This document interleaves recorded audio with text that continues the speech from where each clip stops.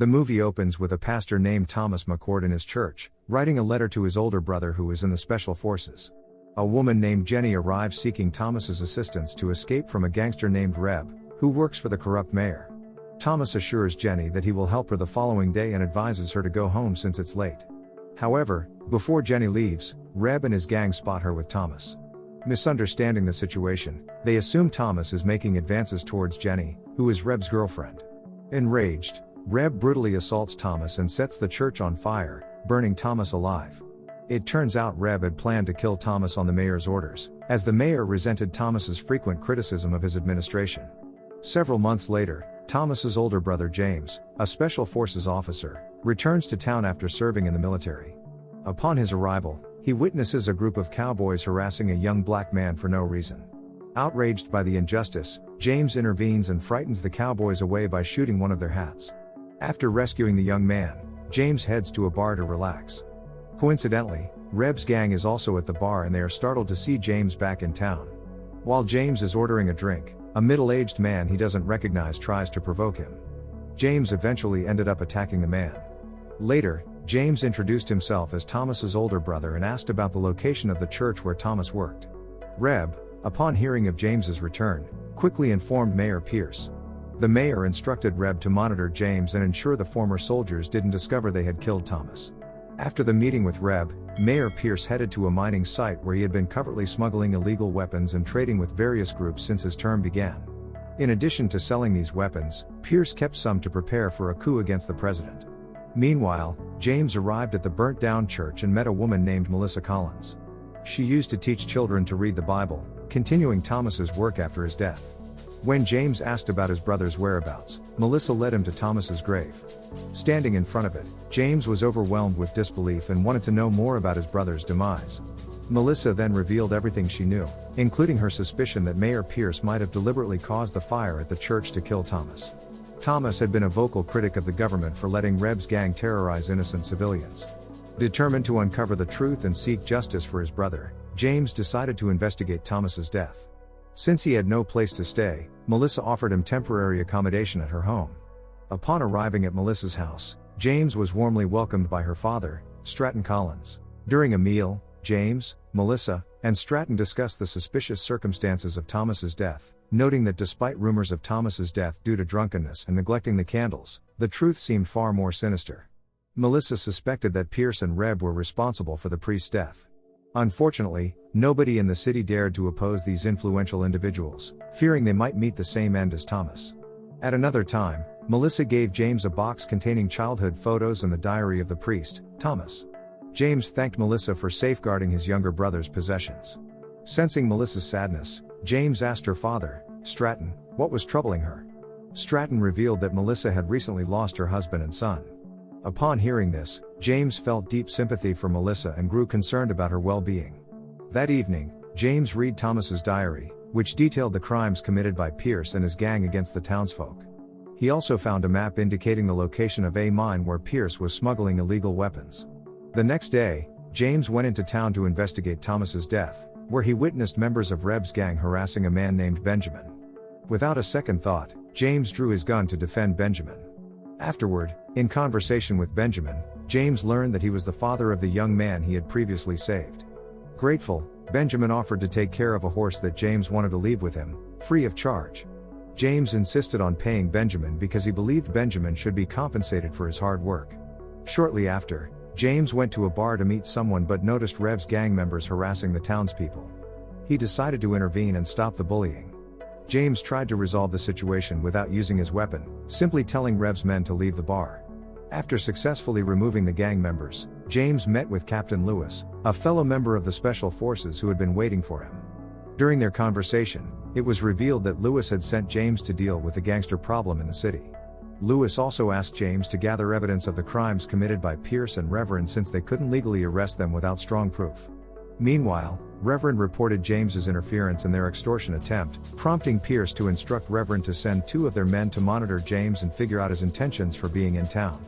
On another note, James met with Melissa to give her a copy of a map showing the location of Pierce's mine. He planned to search for the mine alone and told her to give a copy of the map to Lewis if he didn't return to meet her after a while. James eventually arrived at Pierce's mining site and was shocked to find illegal weapons and stolen money hidden by the corrupt mayor. Unfortunately, some of Pierce's guards noticed him, so he had to fend them off. He decided to go back to town, having confirmed that Pierce was using the site to stash his criminal proceeds. When James got to town, he met Melissa, who was extremely worried about him. She gave him a big hug, relieved that he was safe.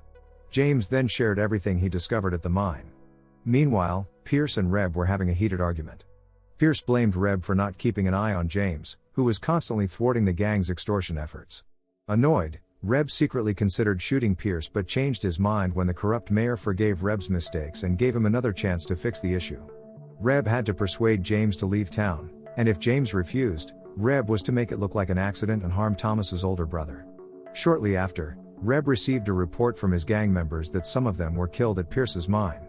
Still fuming from Pierce's earlier scolding, Reb became even angrier upon hearing this. He ended up shooting his own gang members for failing to keep an eye on James. James then went to see Lewis to report what he had uncovered at Pierce's mine. Lewis regretted to say that there wasn't sufficient proof to arrest Pierce and his crew, so he asked James to find a way to link Pierce to the illicit activities at the mine. One night, James returned to town and was intercepted by Jenny, who claimed to know details about Thomas's death.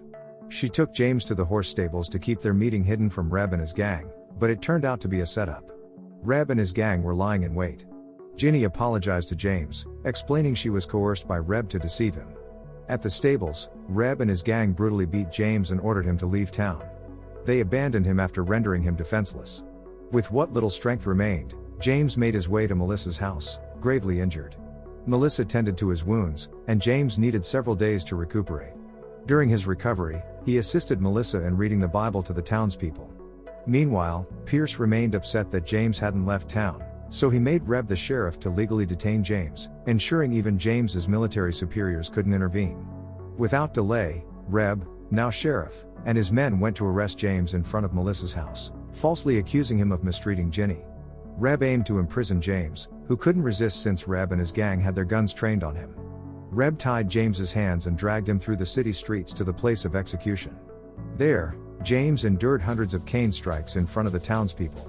Melissa, who believed James was wrongly accused, pleaded with Pierce to release him. Pierce, however, was resolute in seeing James punished and refused her request. Meanwhile, Jenny, feeling guilty over James's fate, decided to flee town.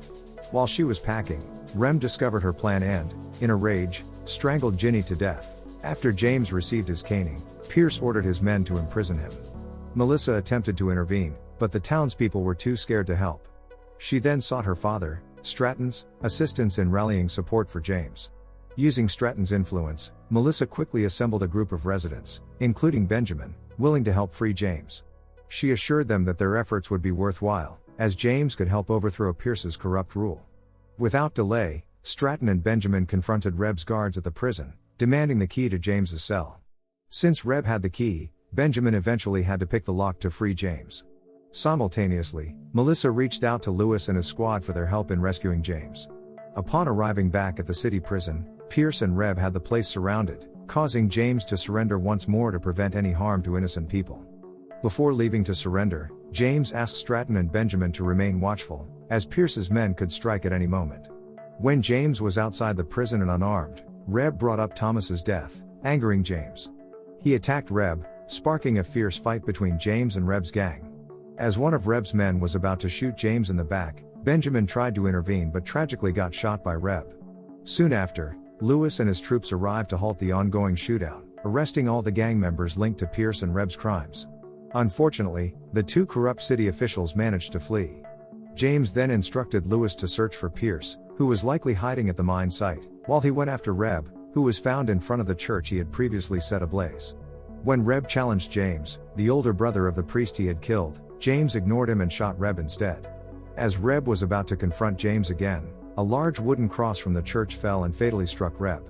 Meanwhile, Lewis and his troops successfully apprehended Pierce at the mine site.